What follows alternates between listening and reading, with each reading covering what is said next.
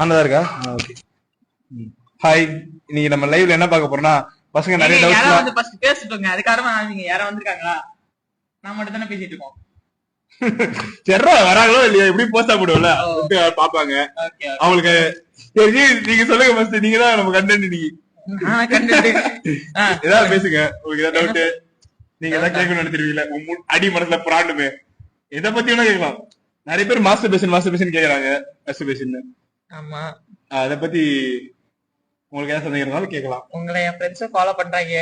காலேஜுக்கு நானும் மறுபடியும் போகணும். ஏதாவது வண்டை கேட்க போறாங்க என்ன? சரி, இல்ல உனக்கு ஜென்ரலா நிறைய டவுட்ஸ் இருக்கும். ஜென்ரலாவா? ஜென்ரலா தான். மாஸ்டர் பேஷ் பண்றது, ஐயோ கையடிக்கிறதுக்கோ ஜிம்முக்கு ஏதாவது கனெக்ஷன் ஏதா இருக்கா? நீங்க தான் ஆரம்பிச்சீங்க, நானும் ஆரம்பிச்சேன். இல்லடா, எனக்கு நான் வீடியோ போடுங்கன்னு சொல்லிட்டு இந்த கொஸ்டின் போல் வைப்பேன். அந்த போர்ட்ல முக்காவாசி வந்த கேள்வி இத பத்தி தான் இருக்கும். நான் ஒரு ஃபர்ஸ்ட் டைம் பிகினரா கண்டென்ட் கிரியேட் பண்றேனா, அவன அடி வரும் வர. இதான் நம்ம பசங்கன்றது. சரி, இது அவன் கணக்குறா. இதான் நம்ம பசங்கன்றது. இதுல கண்டென்ட் இல்ல, முக்காவாசி பேர் அந்த கொஸ்டின் தான் கேக்குறாங்க. ஏன்னா அது வேற யார்கிட்ட கேக்குறதுன்னு தெரியல. நிறைய யூடியூபர்ஸ் பாத்துருப்பாங்க, இன்ஸ்டாகிராம்ல பாத்துருப்பாங்க, இன்ஃபுளுசர் நிறைய பேரு. சரி, இது நானா, சரி நம்ம ஃப்ரெண்டு, நம்ம பையன் அப்படின்னு கேட்கலான்னு எங்கிட்ட கொஞ்சம் கேக்குறாங்க, பர்சனலா கேக்குறாங்க. சொல்றன்றது இது அவங்க டிபெண்ட்ஸ். அதிகமா போற வரைக்கும் எதுவுமே பிரச்சனை கிடையாது. மாசம் ஒரு தடவை 2-3 தடவை, மாசம் ஒரு தடவை 2-3 தடவையா? வீக்லி ஒன்ஸ்ன்றது என்ன பொறுத்த வரைக்கும் நார்மல், ப்ராப்ளம் கிடையாது.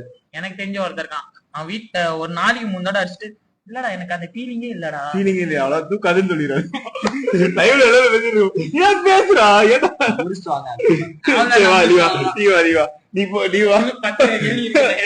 சூப்பர்ரா, இப்ப லைவ் ஃபன் பண்றோம். சொல்லு. இப்போ வந்து கிரேட்டின் வந்து சப்ளிமெண்ட்டை சேருமா இல்ல ஸ்டெராய்டை சேருமா? அது சப்ளிமெண்ட் தான். அதுல இதுல ஸ்டெராய்டு ரேட் எடுத்துறீங்களா உனக்கு? சப்ளிமெண்ட் கேக்குறேன். 5000 10,000 இருக்கு சப்ளிமெண்ட் இருக்கு. சரி, டவுட் வந்து ஸ்டெராய்டு வந்து நம்ம டெஸ்டோஸ்டெரோனை பூஸ்ட் பண்ணும், கிரேட்டினும் அதே தான் பண்ணுது பாதி வேலை. அதனால தான் கேக்குறேன். டெஸ்டோஸ்டெரோன் பூஸ்ட் பண்ண யாரா சொன்னா உனக்கு? இதுல படிச்சேனே நான். அது சும்மா சொல்றேன்டா. கிரியேட்டின் உன் எனர்ஜியை இன்க்ரீஸ் பண்ணும். இன்க்ரீஸ் பண்ணி உன்னை எக்ஸ்ட்ரா 10 ரன்ஸ் போற இடத்துல எக்ஸ்ட்ரா 2 ரன்ஸ் போட்டு உன் மசில் க்ரோத்துக்கு அது ஹெல்ப் பண்ணுமே தவிர அது ஒரு ஸ்டெராய்டும் கிடையாது, டெஸ்டோஸ்டெரோனை இன்க்ரீஸும் பண்ணாது. ஒரு ட்ரக் தானே நம்மள வந்து புஷ் பண்ணுதுல. ஆக்சுவலா இப்போ ஒரு 10 போட நம்மளோட கெபாசிட்டி 10னா அதை வந்து 15ஆ மாத்துதுல. அப்ப அது ஒரு பூஸ்ட் தானே. உன் பாடியே கிரியேட்டின் ப்ரொடியூஸ் பண்ணும். அதுவும் இல்லாம நீ சாப்பிடுற சிக்கன்லயும் பீஃப்லயும் கிரியேட்டின் இருக்கு. ஆனா அதை நம்ம தேவையான அளவுக்கு நம்மளால எடுக்கணும்னா ஒரு 5 grams ஆஃப் கிரியேட்டின் எடுக்கிறதுக்கு 1 கிலோ பீஃப் சாப்பிடணும். அது சாப்பிடவும் முடியாது, நிறைய ஹெல்த் இஷ்யூஸ் வரும். அதனாலதான் நம்ம கிரியேட்டின் சைடு. அப்ப நம்ம லைஃப்ல இப்ப ஓவரால் நம்ம நிறைய சாப்பிட்டுருப்போம், நிறைய நான்வெஜ் அந்த மாதிரி சாப்பிட்டுருப்போம், ஃப்ரெஷ் சாப்பிட்டுருப்போம். அப்ப அது இதுதானே கணக்கு தானே. ஒரு நாளைக்கு நான் சொல்றேன், ஒரு நாளைக்கு 5 grams நம்ம கிரியேட்டின் எடுக்கிறதும் ஒரு நாளைக்கு 1 கிலோ பீஃப் சாப்பிடுறது என்ன வித்தியாசம்? அப்ப நம்ம தேவையான நீட்ஸை ஃபில் பண்றதுக்கு நம்ம எக்ஸ்ட்ரா சப்ளிமெண்ட் எடுக்க தப்பு இல்லை. Any other questions? அது பார்த்தா ஸ்டெராய்ட்ஸும் நம்ம பாடியில நேச்சுரலாவே வரும். நேச்சுரல் இல்ல, டெஸ்டோஸ்டெரான் நீ சொல்ற மாதிரி நம்ம எக்ஸ்டர்னலா எடுக்கிறாங்க பாடி பில்டர்ஸ். இருந்தாலுமே அது ஏன் நம்ம பாடியில ப்ரொடியூஸ் பண்றது பத்தலனா, பாடியில ப்ரொடியூஸ் பண்றது இவ்வளவுதான் லிமிட்னு ஒரு மேக்ஸிமம் லிமிட் இருக்கு. நேச்சுரல்னா ரொம்ப அன்நேச்சுரலா தெரியாம ஒரு பெஸ்ட் பிசிக்கா ஃபில் பண்ண முடியும் நேச்சுரலா. ஆனா இப்ப எல்லாம் என்ன பாருங்க, இந்த இன்ஸ்டாகிராம்ல நிறைய பெரிய பெரிய body builders like sebum, Arnold, Ronnie Coleman அந்த மாதிரி பார்த்து இன்ஸ்பயர் ஆனாப்பா இவர மாதிரிதான் போகணும், 6 மாசம் நான் அர்னால்டு மாதிரி ஆகணும்னு வரவங்க எத்தனை பேரும் உனக்கே தெரியும். நம்மளும் ஒரு காலத்துல அந்த மாதிரிதான் இருந்திருக்கோம். ஏன்னா அப்ப நம்மளுக்கு எதுவும் தெரியாது, அதனால அப்படிதான் இருந்திருக்கும். இப்ப தெரிஞ்சதுனால சரி அந்த மாதிரி அன்ரியலிஸ்டிக்கா நம்ம போகணும்னா இந்த மாதிரி போய்தான் ஆகும். அதுவும் ஸ்போர்ட்ஸா எடுத்து பண்ற, பேஷனேட்டா பண்ற, ஃபர்ஸ்ட் ஒரு என்ன பொறுத்த வரைக்கும் ஃபர்ஸ்ட் ஒரு காம்படிஷன் நேச்சுரலா பண்ணணும். ஒரு 2 years பல்க் பண்ணி ஒரு வருஷம், ஒரு 3 மாசம் 4 மாசம் கட் பண்ணி ஒரு வருஷம் ஒரு காம்படிஷன் நீ நேச்சுரலா ஏறி இறங்கினா, இந்த நேச்சுரலா ஏறி இறங்கிறதுக்குள்ளேயே உனக்கு எப்படி சொல்றது எவ்வளவு டஃப். அது தண்ணி குடிக்காம இருக்கிறது, last 1 day 2 days cops cut பண்றது, எப்படி எனர்ஜி இல்லாம ஒர்க் அவுட் பண்ற, உன் மைண்ட் செட் எப்படி இருக்கு, அந்த மைண்ட் செட்டுக்கு ஒன்னால தாங்க முடியுமா, ஃபர்ஸ்ட் உன் பாடி அதுக்கு அடாப்ட் ஆகுதா, இது எல்லாமே நீ தெரிஞ்சுக்கிட்டு பண்றதுதான். அதுக்கப்புறம் இந்த ஒரு நேச்சுரல் காம்படிஷன் பண்ணும்போது என்ன ப்ராப்ளம் வராது மேக்ஸிமம்.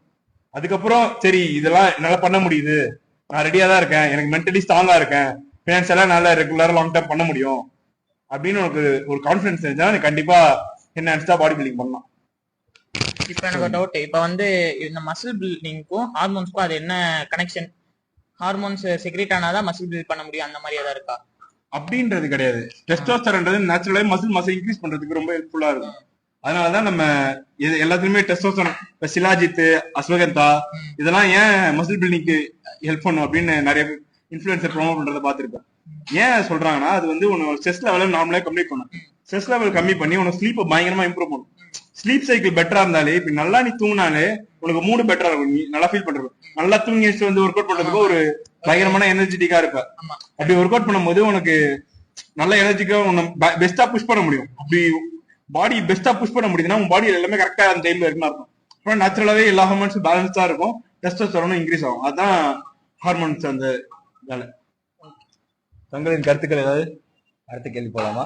போலாம். இப்போ கிரியேட்டின் இருக்கிறதால இப்போ எக்ஸ்ட்ரா நம்ம கிரியேட்டின் நம்மளதே ப்ரொடியூஸ் பண்ணுவோம் பாடி. நம்ம எக்ஸ்ட்ரா எடுத்துக்கிறதுனால எதுவும் சைட் எஃபெக்ட்ஸ் இருக்கா? கண்டிப்பா கிடையாது.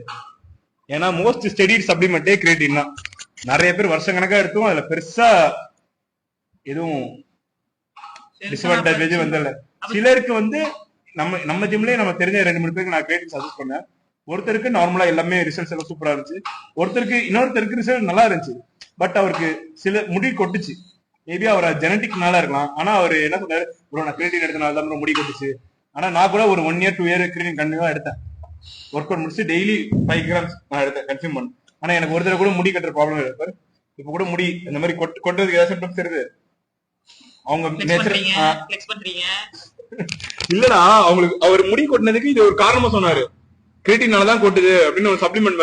இப்ப என்ன, நாலு பேர் யாராவது ப்ரோ கிரியேட்டின் எடுத்தீங்களே எப்படி இருக்கு ப்ரோ அவர்கிட்ட சஜஷன் கேட்டா, இல்ல ப்ரோ இங்க பாருங்க முடியெல்லாம் கொட்டிச்சு. மேபி அது அவருக்கு ஜெனட்டிக்கா இருக்கலாம், இல்ல வேற ஏதாவது ஸ்ட்ரெஸ். ஏன்னா அவர் ஒர்க் வந்து பயங்கர ஸ்ட்ரெஸ், வீட்லயும் ரொம்ப ஸ்ட்ரெஸ். இப்படி இருக்கவருக்கு லைஃப் ஸ்டைல் ஃபுல்லாவே ஸ்ட்ரெஸ் இருக்குன்னா ஹார்மோன் கண்டிப்பா இம்பேலன்ஸா இருக்கும். முடி கண்டிப்பா ஃபாலோ ஆக சான்ஸ் இருக்கு. ஸ்லீப்பும் அவருக்கு இர்ரெகுலர் தான். ஃபுட்டு கண்டிப்பா கிளீனா சாப்பிட மாட்டாரு. வீக்கெண்ட்ஸ் ஆனா பார்ட்டிஸ் அப்படி போற ஆளுக்கு இவ்வளவு ப்ராப்ளம் ஃபால்ட் வச்சுட்டு சிம்பிளா இது எடுத்ததுக்கு அப்புறம் தான் கொட்டுச்சுன்னா எல்லா பாவத்தையும் அது கிரியேட்டின் மேல போடலாம், தப்பு இல்ல. கரெக்ட் தான். இப்ப நான் லைஃப் ஸ்டைல் பத்தி அந்த மாதிரி கூட கொஸ்டின் கேட்கலாமா? கண்டிப்பா, இதை வேணா கேளுங்க லைவ்ல. நம்மளுக்கு எனக்கு என்ன தெரியுது நான் தெரிஞ்சுக்கிறேன், அவ்வளவுதான். உங்களுக்கு என்ன தெரியுது? டெஸ்ட் பண்றீங்க? உங்களுக்கு டெஸ்ட் பண்ற. இப்போ வந்து நம்ம ரெகுலரா ஜிம் வரவங்க வந்து இந்த நாலேஜ் இல்லாதவங்க, ஃபிட்னஸ் ஃபர்ஸ்ட் டைம் உள்ள வரவங்க, பிகினரா இருக்கட்டும் இல்ல நாலேஜ் இல்லாதவங்க, ஜிம் நாலேஜ் இல்லாம ஜிம்முக்கு வந்துட்டு இருக்கவங்க சுகர் கன்சியூம் பண்றாங்கன்னா அது மசில் பில்டிங் பாதிக்குமா? பெருசா மசில் பில்டிங் எல்லாம் பாதிக்காது. ஏன் அது நிறைய பேர் சுகர் கன்சியூம் பண்ண வேணாம்னு சொல்றாங்கன்னா, பாடியில இப்ப நேச்சுரலாவே நீ சாப்பிடுற சாப்பாடுல ரைஸ்ல எல்லாத்துலயும் அந்த இன்சுலின் ஒரு சுகர் கண்டென்ட் இருக்கும். இது என்ன பண்ணும்னா அதிகமா உங்களுக்கு நீங்க உள்ள கன்சியூம் பண்ணும் போது உள்ள செல்ஸ்ல சாப்பிடுற சாப்பாடுல இருக்க குளுக்கோஸ் போய் எனர்ஜிக்காக ஸ்டோர் ஆகும். இது என்ன பண்ணும், அதிகமா சுகர் வரும்போது செல்ஸுக்கு அது அளவு தெரியாம இங்க செல்ஸ்ல ஃபுல்லா இருக்குன்னு சொல்லிட்டு எல்லாத்தையும் இல்ல செல்ஸ்ல ஃபுல்லா இருக்குன்னு சொல்லிட்டு மிச்சத்தையும் ரீடைரக்ட் பண்ணி வேற உடம்புல எங்க ஸ்டோர் பண்ணணும்னு தெரியாம கடைசியில வெளியில ஃபேட்டா இல்ல தைஸ்ல அந்த மாதிரி ஒருத்தருக்கு எங்க ஃபேட் சேருதோ அந்த அளவு சேர்க்கலாம். புரியுதா என்ன சொன்னேன்னு? கருத்துக்களை இப்ப வந்து இந்த ரெகுலரா ஜிம் போறதுனால ஃபர்ஸ்ட் ஒரு ரொட்டீனா மாத்துறதுக்கு முன்னாடி ஒரு சில பேர் கஷ்டம் உங்களுக்கு இருந்திருக்குல்ல, அந்த மாதிரி என்ன கஷ்டம் உங்களுக்கு? நான் பேசிக்கா ஜிம்முக்கு வந்து ஸ்டார்ட் பண்ணது 10th ஸ்டாண்டர்டுக்கு அப்புறம் தான் ஸ்டார்ட் பண்ணேனே. ஏன் ஸ்டார்ட் பண்ணா, எங்க அப்பா பாடி பில்டிங் வந்து நான் கடைசியா 2nd ஸ்டாண்டர்ட் படிக்கும்போது பண்ணாரு. அப்ப தெரிஞ்சு எனக்கு ஒரு பயங்கர இன்ட்ரெஸ்ட். நான் எங்க வீட்டுல கேட்ட ஆரம்பிச்சுன்னா, நான் பேசிக்காவே ஒரு ஃபேட் கிட் தான். என்ன இதெல்லாம் பயங்கரமா புள்ளி பண்ணி, உனக்கு தெரியும் சின்ன வயசுல இருந்து நான் எப்படி இருந்திருப்பேன். எல்லாரும் ரொம்ப அந்த போட்டோவை காட்ட மாட்டீங்க, சரி போட்டுடலாம், அடுத்த வீடியோல போட்டுறேன் பழைய போட்டோ. அந்த ஃபேட் கிட்டா இருந்தனால பயங்கரமா புள்ளி பண்ணுவாங்க. நான் படிச்ச ஸ்கூல்ல வந்து மாடல் ஸ்கூல், ஃபுல்லா மோஸ்ட் ஆஃப் த இந்தி பசங்க தான். இந்தி பசங்க மேக்சிமம் ஒல்லியா இருப்பாங்க, நல்லா ஃபிட்டா இருப்பாங்க, அது செம்ம ஒயிட்டா இருப்பாங்க. நான் சின்ன வயசுல டயட் எதுவும் கிடையாது, ஜங்க் ஃபுட் நிறைய சாப்பிடுவேன். நான் ஸ்கின் குவாலிட்டி இப்ப இருக்கிற ஒரு சுமாரான பிரைட்னஸ் கூட இருக்காது, ரொம்ப பிளாக்கா இருப்பேன், ஃபேட்டா இருப்பேன். டயட் பத்தி எந்த நாலேஜும் கிடையாது. அதுக்கப்புறம் சரி நம்ம குண்டா இருக்கு அங்க எப்படின்னா, தமிழ் பசங்க அப்படின்றத விட என்ன ஒரு ரொம்ப ஒரு மாதிரி உருண்டையா பண்றதுனால என்ன யாரும் ஒரு அன்டச்சபிலிட்டி மாதிரி பாப்பாங்க. ரேசிஸ்ட் கூட ஓரளவு ஃபிட்டா இருக்கு, நார்மலா பார்க்க நல்லா இருக்க பசங்க கூட இந்தி பசங்க பொண்ணுங்க எல்லாம் பேசுவாங்க. இப்ப என்ன மாதிரி நான் குண்டா இருக்க கருப்பா இருக்குன்றதுனாலே என்ன அப்படியே மொத்தமா அவாய்ட் பண்ணிட்டாங்க. லிட்டரலா அது எப்படி சொல்றது, ஒரு தொடர்றதுக்கே ஒரு மாதிரி அருவப்பா இருக்குன்ற மாதிரி ஒரு மாதிரி சொல்லிட்டாங்க. ஒரு சொல்லல, அவங்க எக்ஸ்பிரஸ் பண்றது நம்மள நம்மளுக்கே அவாய்ட் பண்றது நம்மளுக்கே தெரியும் பாத்தியா. அந்த வயசுல அது ரொம்ப கஷ்டமா இருந்துச்சு. நான் என்ன பண்ணேன், எங்க அப்பா 10th அப்புறம் தான் நீ என்ன ஜிம்முக்கு போகணும் அப்படின்ட்டாரு. அதுக்கு முன்னாடில இருந்தே எனக்கு ரொம்ப ஆர்வம். நான் காலைல 4 மணிக்கெல்லாம் எழுந்துச்சு அலாரம் வச்சுப்பேன். அப்ப வீட்டுல எதுவும் பண்ண விட மாட்டாங்க. வீட்டுல மொட்டை மாடியில ஒரு 4 செங்கல் இருக்கும். சும்மா அதை வச்சு ஏதாவது பண்றது, புஷ்அப்ஸ் அங்க கம்பியில தொங்கிட்டு இருக்குது, ஃப்ரீ ஸ்குவாட்ஸ் அந்த மாதிரி ஏதாவது பண்ணி குறைஞ்சதா டெய்லி பண்ணணும்னு சொல்லிட்டு பண்ணிட்டு இருப்பேன். அப்ப சின்ன வயசுல ஃபிட்னஸ் இன்ட்ரெஸ்ட்னால ஃபர்ஸ்ட் டே ஜிம்முக்கு போனப்ப நல்ல ஒரு பெஸ்ட் எக்ஸ்பீரியன்ஸா இருந்துச்சு. அந்த ஒரு வாரம் நான் ஒரு வாரம் வந்துட்டு அதுக்கப்புறம் வந்து கை கால் பிடிச்சிட்டு உட்காந்துருந்தேன் அந்த மாதிரி. ஆனா ஜிம்முக்கும் வந்தேன். அந்த மாதிரி உங்களுக்கு ஏதாவது எக்ஸ்பீரியன்ஸ் இருக்கா? நான் ஃபர்ஸ்ட் டைம் ஜிம்முக்கு வந்த அன்னைக்கு என்ன சொன்னாங்கன்னா, நான் ஃபர்ஸ்ட் ஆரம்பிச்சது சென்டிமெண்டா நேஷனல் ஜிம் தான் ஆரம்பிச்சேன். நம்ம ஜிம்ல ஆரம்பிக்கலாம். அப்பா எங்க இருக்கு? தண்டைப்பட்டு மார்க்கெட்ல இருக்கு. அப்பா வந்து ஓன் ஜிம் வச்சிருக்காரு. இருந்தாலுமே அப்பா ஆரம்பிச்சது நேஷனல் ஜிம்ல. அவர் ஸ்கூல் படிக்கும் போது 10th முடிச்சுட்டு ஆரம்பிச்சாரு. அதே டைம்ல நேஷனல் ஜிம்ல தான் ஆரம்பிச்சாரு. சரி ஒரு சென்டிமெண்ட் கனெக்ட்னு சொல்லிட்டு நான் அங்கதான் சேர்த்து விட்டாரு. ஃபர்ஸ்ட் ஒரு 1 இயர் அங்கதான் போனேன். ஃபர்ஸ்ட் டே ஆஃப் ஜிம் எப்படி இருந்துச்சுன்னா, அங்க ஸ்ரீதர்னு ஒரு மாஸ்டர் இருந்தாரு. அவர் தான் எனக்கு ஃபர்ஸ்ட் நீ என்ன பண்ண போற என்ன போறேன்னு சும்மா கேட்டு ஒரு இன்ட்ரோ மாதிரி கொடுத்து ஃபர்ஸ்ட் எனக்கு push ups, pull ups, free squat, double bar இது மட்டும் தான் அடிக்க சொன்னாரு. டபுள் பார்னா டிப்ஸ் தெரியாதவங்க சொல்லிடுறேன். இப்ப வரைக்கும் நீங்க அதான் பண்ண வைக்கிறீங்க சொல்லுங்க. இல்ல அது பேசிக் மூமெண்ட்ஸ்ல நான் எப்படி பிராக்டிஸ் பண்ணேன்னா, போடு அப்படின்னு சொல்றாரு, புஷ்அப்ஸ் போடுறாரு. ஒரு நான் பேசிக்காவே ஆல்ரெடி பண்ணனாலே என்னால புஷ்அப்ஸ் தான் போட முடிஞ்சது. ஒரு 10 reps போடுவேன். அவர் ஒரு 15 minutes போடுறாரு. நான் 15 minutes நிக்காம போட்டுட்டு இருந்தேன். நிக்காம போட்டது மீன்ஸ் ஒரு 10-15 கவுண்ட் வரைக்கும் நல்லா போட்டேன். அதுக்கப்புறம் கீழே பயங்கரமா விழ ஆரம்பிச்சேன். ஒரு 2 கவுண்ட்ல விழுவுறது. அங்க இருக்கவங்க எல்லாம் பாத்துட்டு தம்பி இப்பெல்லாம் பண்ணாதப்பா, பொறுமையா பண்றா. சரி ஓகே நான் ஓகே நன்றி சொல்லிட்டு பண்ணி முடிச்சு அன்னைக்கு நான் ஃபர்ஸ்ட் டேக்கு வந்து அப்பா தான் வந்து கூட்டு வந்தாரு. காலைல பஜார் போயிட்டு வரும்போது கூட்டு வரும்போது அடுத்த நாள் அந்த டைம்ல நான் வந்து ஒரு ஹார்ட்வேர் ஷாப்ல வேலைக்கு போயிட்டு இருந்தேன். இங்க ரெடில்ஸ் கிட்ட. இங்க சைக்கிள்ல தான் போவேன். என்னால லிட்டரலா சைக்கிள் ஓட்ட முடியல. சைக்கிள்ல சின்ன வர வைப்ரேஷன் கூட செஸ்ட் ஷோல்டர்ஸ் எல்லாம் தாங்க முடியல. செம்ம பெயின். சாப்பிட முடியல, கையை எப்படி தூக்க முடியல. ஷோல்டர்ஸ் ட்ரைசெப்ஸ் எல்லாம் செம்ம பெயின். லெக் எல்லாம் உதறிடுச்சு. அந்த 1 வீக் அந்த அன்னைக்கு ஈவினிங் வந்து எங்க அப்பா இந்த மாதிரி பயங்கரமா வலிக்குதுப்பானு எங்க அப்பா பிடிச்சி ஸ்ட்ரெச்சுன்னு சொல்லிட்டு 2 கை இப்ப ஒட்டாது, முதுகுல கொஞ்சம் மசில் ஆயிடுச்சு, அதனால இது கை போனா இப்படி ஒட்டாது.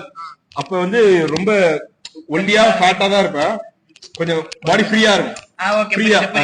ஃப்ரீயா இருக்கிறனால கொஞ்சம் பிளெக்சிபிளா இருக்கும். போட்டு 2 கை இப்படி ஒட்ட வச்சாரு. ஜாயின் பண்ணி ஒட்ட வச்சாரு. நானே செம்ம பெயின். அப்படியே கேர் ஆயிட்டேன். அதுக்கப்புறம் அந்த கொஞ்சம் வலி இல்லாம இருந்துச்சு. அப்படியே கொஞ்சம் கொஞ்சமா ஒர்க் அவுட் பண்ண ஆரம்பிச்சு.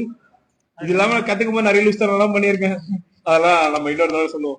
வேற ஏதாவது உங்களுக்கு ஏதாவது கேள்விகள்? நம்ம தனியா போனோம். நம்ம என்ன நான் ஒர்க் அவுட் பண்ணும்போது பண்ண தப்புகள் அதெல்லாம் தனியா போறோம். நிறைய முட்டல் தரமான விஷயம் நானும் பண்ணிருக்கேன். கரெக்ட் தான். நீங்க ஃபர்ஸ்ட் இந்த ஜிம் ஆக்சுவலா ஜிம்ன்றது இப்ப ஸ்டார்ட் பண்ணீங்களா? அது முன்னாடி இந்த மாதிரி ஜிம் ஸ்டார்ட் பண்ண உங்களுக்கு அந்த இன்ட்ரெஸ்ட் இருந்திருக்கா? அப்பாவே ஆல்ரெடி ஜிம் ஆரம்பிச்சு வச்சிருக்காரு. எனக்கு ஏற்கனவே இன்ட்ரெஸ்ட் இருக்கிறதுனால அப்பா ஒரு ஜிம் ஓரளவு நார்மலா பிரேக் ஈவென்ட்ல தான் போயிட்டு இருக்கு. ரொம்ப ப்ராஃபிட் ஆகணும் பிரேக் ஈவென்ட்ல தான் போகுது. அப்பா அதை விடாம சரி நம்ம பையன் பண்றான் இது இருக்கட்டும் அப்படின்னு ஒரு அசெட் மாதிரி எனக்காக மெயின்டைன் பண்ணிட்டு இருக்காரு. அப்படியே நெக்ஸ்ட் லெவல் நான் கொண்டு போகணும் ட்ரை பண்ணிட்டு இருக்கேன். நீங்க இப்ப ஸ்டார்ட் பண்ணீங்களா? ஸ்டார்ட் பண்ண வந்து நீங்க ஒரு மசில் தெரியாதா? இப்ப ஒரு மசில் வந்து கிரியேட் பண்ணி ஓரளவுக்கு பாக்குற மாதிரி இருந்தீங்களா? அப்ப அந்த டைம் ஸ்பேன் எவ்வளவு இருந்துச்சு? அந்த மாதிரி ஒரு டீசென்டான டைம் ஸ்பேன்னா ஃபர்ஸ்ட் ஒரு 3 months நான் வெயிட் லாஸ் பண்ணேன். ஓப்பனா சொல்லலாம். இல்ல கார்டியோ அந்த மாதிரி தான் பண்ணீங்களா? கார்டியோ மட்டும் பண்ணல, வெயிட் ட்ரைனிங் சேர்த்து பண்ணேன். கார்டியோ மட்டும் பண்ணா லூஸ் ஸ்கின் வரும். நல்லா தெரியும். கண்டிப்பா நீங்க வெறும் கார்டியோ மட்டும் பண்ணா லூஸ் ஸ்கின் அப்படியே தொங்கும். ஏன்னா அந்த ஃபேட் இருந்த எம்டி ஸ்பேஸ்ன்றது காலி ஆயிடும். காலி ஆகும்போது அந்த ஸ்கின் என்ன ஆகும்? எக்ஸ்பேண்ட் ஆன ஸ்கின் ஒண்ணும் பண்ண முடியாது. கண்டிப்பா லூஸ் ஸ்கின் தான் ஆகும். நான் என்ன பண்ணேன், 3 months டெய்லி ஒரு 3 hours ஒர்க் அவுட் பண்ணேன். அது யாரும் பண்ணலாமான்னு கேட்டேன். இப்ப யாரும் பண்ணக்கூடாது. ஏன்னா எல்லாரையும் அந்த அளவு இப்ப நிறைய பேர் இப்ப புதுசா வராங்கன்னா பயந்துருவாங்க. எனக்கு அவ்வளவு இன்சல்ட் பண்ணிருக்காங்க. ஸ்கூல் டைம்ல அவ்வளவு புள்ளிஸ் இருந்தனால என்னால பயங்கரமா இன்சல்ட் பண்ணி ஒரு மாதிரி ட்ரிகர் ஆயிடுச்சு எனக்கு. அதனால எனக்கு காலைல 5 மணிக்கு எந்திரிச்சு போயிடுவேன். 5 மணில இருந்து 1 hour கார்டியோ. மார்னிங் ஆரம்பிச்சது கார்டியோட தான் இருக்கும். ஸ்கிப்பிங் சூப்பர் செட்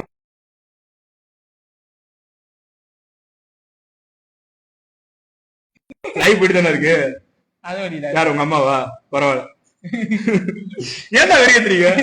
சரி நான் இதுல விட்டு டெய்லி ஒரு 5 minutes ஸ்கிப்பிங் பண்ணுவேன். என்ன சூப்பர் செட் மாதிரி பண்ணுவேன். 5 minutes ஸ்கிப்பிங் முடிச்சுட்டு உடனே 10 push-ups 10 free squats போட்டு ஒரு 1 minute அந்த மாதிரி ஒரு 4-5 sets. இது முடிச்சதுக்கு அப்புறம் இது முடிச்சுட்டா ஒர்க் அவுட் ஆரம்பிக்கும். இப்ப என்ன ஒர்க் அவுட், செஸ்டோ லாட்டோ ட்ரை பை அந்த மாதிரி எந்த ஒர்க் அவுட்டோ அதுக்கப்புறம் தான் ஆரம்பிப்பேன். இப்படி போட்டதுக்கு அதுக்கப்புறம் அது முடிச்சுட்டு இதே 2 hours ஆயிடுச்சு. ஒர்க் அவுட் முடிக்கிறதுக்கு 2 hours ஆயிடும். அதுக்கப்புறம் 1 hour ஆப்ஸ் மட்டும் போடுவேன். ஏன் போடுவேன்னா தெரியாது. அப்ப என்ன சொன்னாங்கன்னா 2-3 பேர் என்ன சொன்னாங்க, எனக்கு புல்லப் இருக்கும்போது ஆப்ஸ் கம்மியாகும் அப்படின்னு சொன்னாங்க. அப்படிலாம் எனக்கு கரெக்டா தப்பாலாம் தெரியாது. நான் என்ன நினைச்சேன், நம்மளுக்கு குறைஞ்சா போகுதுன்னு சொல்லிட்டு ஆப்ஸ் ஒர்க் அவுட் டெய்லி 100 கரன்சஸ் போடுவேன். டிக்ளைன் லெக் ரைஸ் எல்லாம் ஃபர்ஸ்ட் பிகினர் இருக்கும்போது ரொம்ப கஷ்டம். அது காலை தூக்கவே முடியாது. இந்த டவுன் இல்ல காலை அட்டன் பண்ணாத ப்ரோ, புரியல. டிக்ளைன் லெக் ரைஸ் எல்லாம் போட்டு சொல்லி முடிச்சிருந்தேன். அந்த அளவு 3 மணி நேரம் முடிச்சதுக்கு அப்புறம் தான் டெய்லி வீட்டுக்கு போவேன். அந்த அளவு அவ்வளவு ஹார்டா இருந்துச்சு புஷ் பண்றதுக்கு. நீங்க வந்து பிறக்கிறதுக்கு முன்னாடி அப்பா ஜிம்ல இருந்தாரா? காம்படிஷன் அது மாதிரிலாம். இப்போ நீங்க வந்து ஒர்க் அவுட் பண்ணிருக்கீங்க, உங்களுக்கு ஜெனடிக்ஸ் எந்த ஹெல்ப் பண்ணுமா? கண்டிப்பா ஹெல்ப் பண்ணும். மசில் பில்டிங் இப்ப எப்படி சொல்றது, இப்போ உனக்குன்னா இப்ப நேச்சுரலாவே உனக்கு ஒரு பாடி ஷேப் இருக்கு, ஒரு பேசிக்கான நல்ல ஷேப் இருக்கு. இப்ப நீ ஒர்க் அவுட் பண்றதுக்கு முன்னாடி பாடி ஒரு டீசென்ட், ரொம்ப ஃபேட்டும் இல்லாம ரொம்ப மசில் இல்லாம கரெக்டான ஷேப்ல இருக்க. மீசோ மஃப்ல நீ இருக்க. நான் எப்படி இருந்தேன்னா ரொம்ப ஃபேட் கிட்டா இருந்தேன். ஆனா ஒர்க் அவுட் பண்ண ஆரம்பிச்சேன். என்ன ஆச்சுன்னா எனக்கு மசில் கெயின் ஆகுது, வேகமா கெயின் ஆச்சு. கண்டிஷன்றது வரது ரொம்ப கஷ்டப்படுவேன் நான். இப்ப நான் காம்படிஷன் பண்றதுனாலுமே இப்ப நார்மலா எல்லாரும் ஒரு 3 monthsல காப்ஸ் ரொம்ப நார்மலா ரொம்ப மேக்ஸிமம் பீப்புள் காப்ஸ் ரொம்ப ரெடியூஸ் பண்ண மாட்டாங்க. ஆனா நான் ரொம்ப ஒரு 20 days லாஸ்ட் காம்படிஷன்னா 20 நாள் நான் 0 காப் இருந்தேன். 0 காப்னா no carbohydrates, only protein, fibre, only vegetables, chicken, egg, இது மட்டும் தான் என் டயட். ஃபேட் எல்லாம் கிடையாது. இது மட்டுமே டயட்ல வச்சு அப்படிதான் எனக்கு கண்டிஷன் இருந்துச்சு. எனக்கு ஜெனட்டிக்ல சைஸ் எனக்கு பிளஸ், ஆனா இந்த கண்டிஷன் வராம கொஞ்சம் கஷ்டப்படுறது என் மைனஸ். இதுவே என் கோச் எல்லாம் வந்து நேச்சுரலாவே ஜெனட்டிக்ஸ்ல அவருக்கு கண்டிஷன், அவர் நேச்சுரலி லீன் பாடி, அவருக்கு அதனால ஃபேட் சேர்றதுன்றது ரொம்ப கம்மி. அவர் டயட் இல்லாம நார்மலா சாப்பிட்டாலுமே அவருக்கு அந்த ஆப்ஸ் விசிபிளா இருக்குது, வாஸ்குலரா தெரியுறது என்னோட பெட்டரா இருக்கும். அவருக்கு அதான் ஒரு ஜெனட்டிக்ஸ் பொறுத்தது. சாண்டி எல்லாம் இப்படி சும்மா கேட்ட ஃப்ரைடே சாப்பிட்டு வந்து அத்தோ சாப்பிட்டு வந்து வயிற்று வீக்கோட பேக்ஸா இருக்கும். எல்லாம் ஜெனடிக்ஸ். ஆனா அதை மாத்த முடியாது இல்ல, நம்ம ஹார்ட் ஒர்க் பண்ணி நம்ம மெட்டபாலிசம் இன்க்ரீஸ் ஆகும்போது அதுவும் மாறும். இப்ப நல்ல ஒரு நிறைய மசில் பில்ட் பண்றா உனக்கு ஃபேட் பர்ன் ஆகிற ரேட் அதிகமாகும். அதனால ஃபேட் குறையிறது, ஃபேட் சேர்றது ரொம்ப கம்மியாகும். இப்ப எனக்கு டவுட், இப்ப வந்து ஸ்கின்னி காய் வந்து ஒரு மசில் கொண்டு வர்றதுக்கு ஈஸியா, இல்லன்னா ஒரு ஃபேட் காய் வந்து மசில் கொண்டு வர்றது ஈஸியா? ஒரு ஷைன் ஆகிற அளவுக்கு இல்ல, ஒரு நார்மலா பாக்குறதுக்கு ஒரு வாஸ்குலர் இருக்க மாதிரி எது பெஸ்ட்? வாஸ்குலர் வெளியே மஸ்குலரா தெரியணும்னா ஸ்கின்னி காய் தான். ஸ்கின்னி காய் மசில் சின்னதா மசில் பில்ட் பண்ணாலும் அவன் பாடி ஒண்ணுமே இல்லாத பாடியே வெளியே வரும்போது தெரியும். இதே ஃபேட் பாடியா இருந்தா அவன் ஃபேட்டை குறைக்கும் போது தான் அவனுக்கு உள்ள மசில் பில்ட் ஆயிருக்கும். 1 year ஒர்க் அவுட் பண்ணிட்டு உள்ள மசில் பில்ட் ஆயிருக்கும். ஆனா அவனுக்கு மசில் இருக்குன்றது அவனுக்கு எப்ப தெரியும்னா, அவன் ஃபேட்டை குறைச்சி அந்த லேயர் ஸ்கின் லேயர் கொஞ்சம் தின்னாகும் போது தான் நம்மளுக்கும் உள்ள இருக்கு. அவன் பண்ண ஹார்ட் ஒர்க் எல்லாம் 1 year அப்புறம் தான் அவன் கொஞ்சம் கட் பண்ணலாம், சரி பண்ணான்னு சாப்பிட்டுருப்பான். ஒர்க் அவுட் பயங்கரமா பண்ணுவான். ஆனா அதே மாதிரி டயட் கிளீனா இல்லாம கண்டிப்பா நிறைய சாப்பிடுவான். அவன் சாப்பிடும் போது உள்ள மசில் பில்டா இருக்கும், ஃபேட் பயங்கரமா இருக்கும். அந்த கரெக்டான டயட்ல வரும்போது பக்காவான ஷேப்ல அப்பதான் அவனுக்கு தெரியும் நம்மளும் உள்ள மசில்ஸ் இருக்கு, நம்ம இவ்வளவு நாள் ஒர்க் பண்ணது உள்ள இருந்திருக்கு.